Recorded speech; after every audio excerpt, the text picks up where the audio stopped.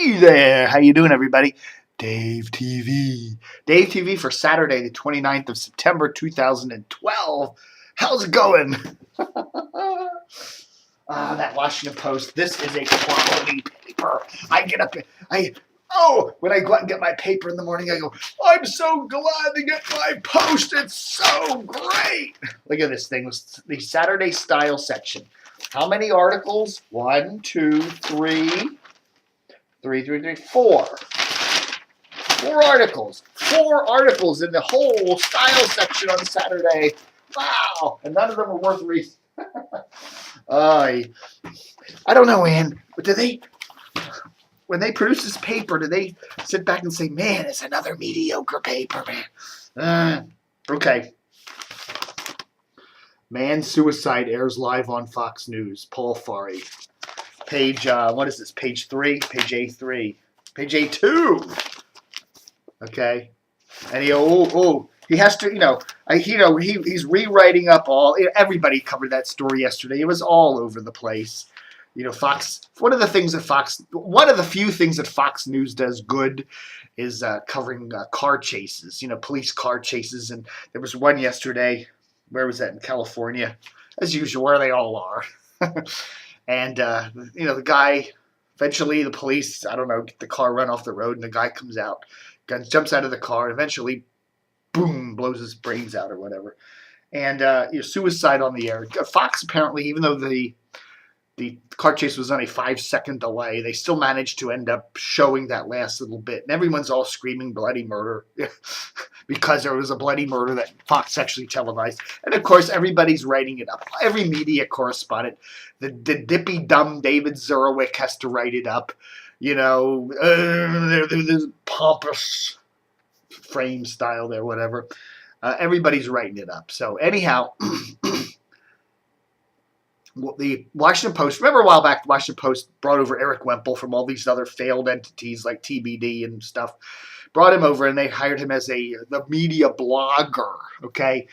So he does this blog thingy-dingy. And yesterday he writes up a big piece about, the Fox News. I think what Eric does all day is just watch Fox News. That's pretty much what he's paid to do. He sits there and just watches it all day and then he just blogs about it, how awful it is. And, that's what Eric Wemple does. He sits there in front of a television set and watches Fox News.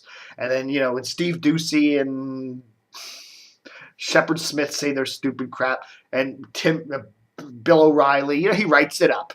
And, that's basically the shtick. That's the quality of media reporting in the Washington Post today. Just watch Fox News all day and just write up stuff about how rotten it is. So that's basically 90% of what Eric Wemple does. But anyhow, yesterday he writes up the big thing about the shooting after the car chase and whatever. And the Washington Post actually does put that on their front page, okay, of the website. So, when you say there, I remember seeing that. There's the front page of WashingtonPost.com. And there's a little blurb about, right there on the top, it's sensational. Fox televises suicide after car chase, linked to Eric Wemple. And you go to Eric Wemple's, the Eric Wemple blog. Well, that's another one. They should have called it the TBD blog. But anyhow, he gets 600 plus comments on it, okay? Very well and good. So then you go to today's paper, Saturday's edition, and you see the article written up. And guess what? It's written by Paul Farhi. He's the other media. He's not a blogger. He's just a reporter. But it's funny. And then when you go back to the Washington Post front page of their website, guess what? The story on the car chase and suicide is now linked to Paul Farhi.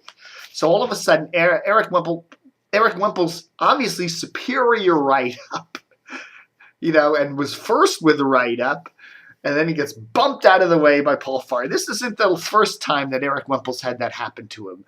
I don't know what goes on at the Washington Post. I don't know how they do this. Paul Farhi is sitting on his little royal pillow and goes, I see Eric Wemple's done a story. I'm going to write that up, and I want it in the paper. Oh, yeah, of course, Paul. So then Paul Farley, rather than just rehashing what everybody else has written up, I better make a call to Bill Ward over there at Channel 7 and get a couple local quotes, because Bill worked in L.A. once and covered some car chases and stuff like that. So it's just kind of like, rehash, and make a phone call. Okay? And Paul Farley should win a Pulitzer for it. Man, I don't know what's going on in the Washington Post, man. It's just... everything in that paper has gone down the tubes. Everything. Do they not see it? Do they not see how bad some of this stuff is? I think that's the amazing thing. Not so much the fact that the paper's sucking so bad these days. It's that nobody at the paper seems to care. It's just come on, get rid of Farley. You could save money. Just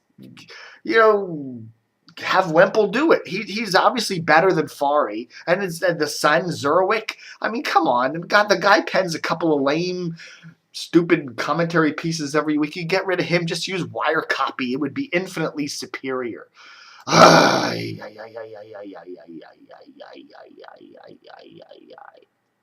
Del Walters. Del Walters, a good guy. I like Del. Del used to be an anchor at Channel 7 for many, many years, a reporter over there, and then an anchor. And then he went up to Channel 2 in Baltimore. He was commuting. He was living here in Virginia. I think he lives out in Loudoun County. I was commuting from Loudoun County to Baltimore every day. Then in 2010, he got a job over at WT. Well, then he left WMAR. When was that? Back in 2007 or 8. And then he got a job at WTOP for doing a reporting thing part-time. And now he's been elevated. They had the elevation service yesterday. He's elevated to full-time status. So congrats to Del. Good guy there. Dave Webb, a long-time news photographer in the Washington area, TV news photographer, is retired from Channel 7 and News Channel 8. He's been covering TV news, shooting TV news for 44 years, 41 of which in D.C. It's interesting, when you look at the TV news business, the reporters and the anchors. You know them by name: J.C. Hayward and Maureen Bunyan and Gordon Peterson and Gary Reels and Dave Statter and Tom Sherwood, and I'm not going to name them all, but you know them all. Will Thomas. I always call him Will Smith. I don't know why. You don't know the names of all the photographers, and they go out there and they're out there. They're in dangerous locations sometimes, filming, nasty stuff. And you never know their names. You just don't, And it's nice to finally hear their names after a while. What they should, I think TV stations should make more of an effort to, when they do run stories, run at the bottom of the screen. This story was shot by Dave Webb or whoever, because these guys go out there, they're on the front lines of news, and they get very little public notoriety for it, and they should get more, shouldn't they? Okay, folks, I'm going to keep it relatively short. We're at the 8-minute mark. This is Dave TV at 50. Again, this is one of our last 15th month anniversary shows. As I said, I started DCR TV in September of 1997, just as kind of a hobby site. And it was by 2003 or so I decided to start making a business out of it. But it's been 15 years. It's been a wild ride, a lot of fun. I've enjoyed it immensely. And now I say farewell, goodbye. No, continuing it on. Just going to push this thing off the cliff. I was thinking the other day, I'm doing this website on DC Radio, and I listen to DC Radio, man, and so much of it is so bad. I mean, I'm almost saying to myself, why am I doing this? We do have a couple really good stations in the market. I will admit, WAMU, WTOP, some really class top stations. But there's an awful lot of really awful radio out there, talk and music wise. I don't know. Most of the music stations in this market are just drecky bad. And you just gotta wonder.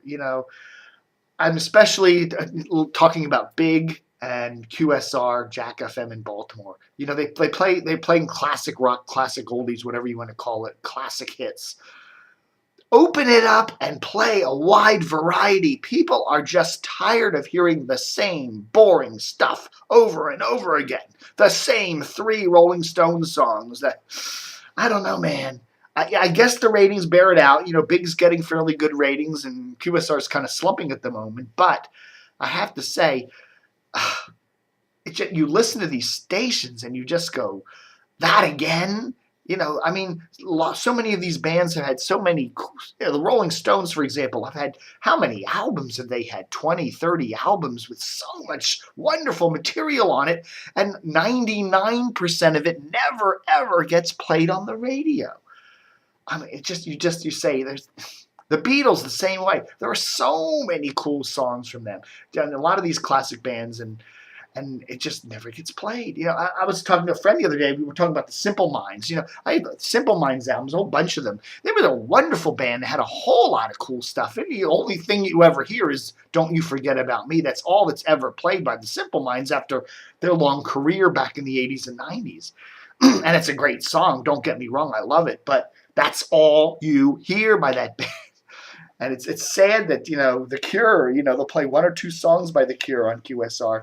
And the band has such a huge collection of cool stuff. And it's amazing that you know, commercial radio is that ossified and that corporate. It's sad. It really is sad. Okay, now I'm going long today. Thanks for watching Dave TV. Happy anniversary to DCRTV. Send us some bucks. Make it $15,000. Make me happy. Go out there and get a bag of money. Live long. Prosper.